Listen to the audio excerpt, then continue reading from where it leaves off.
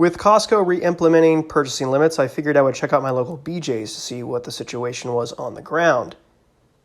As I walked down the aisles, I saw the purchasing limit signs in place, but only on select items. Most things in the store appeared to be somewhat picked over, though not too different from the last time I was in there about 2 weeks ago. The aluminum foil was fairly picked over, and I was surprised to see the limited selection, even though this has become the normal. Of course, there are limits on that now as well, and it's something we use in our household quite frequently.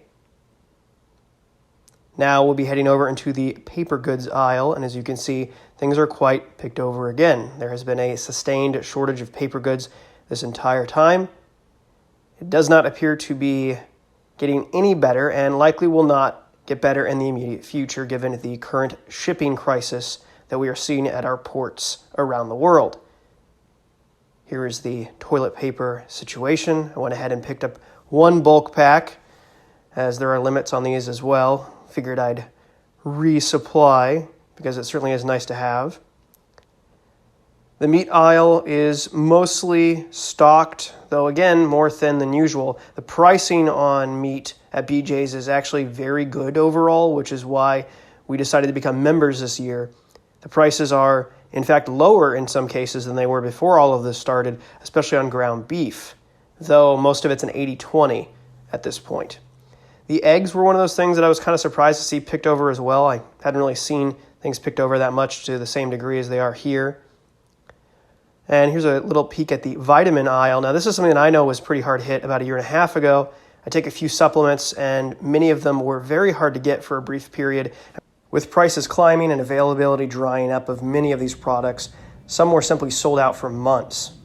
Now, much of the ingredient list on many of these comes from overseas if they're not outright made overseas.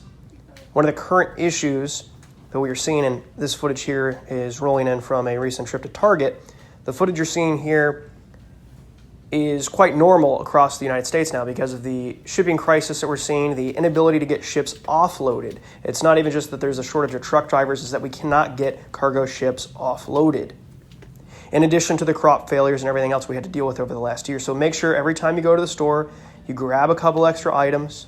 You don't need to go crazy, but grab one or two more things than you normally would so you can get ahead of this. Hopefully you have been preparing for this over the past year and a half. You've taken this opportunity to plan ahead, seeing what shortages were created last time, because those items are already being rationed again. There's even discussion potentially around alcohol being rationed and difficulty getting that to certain areas. Now, feminine hygiene products, by the way, were one of the things that were kind of picked over on this run.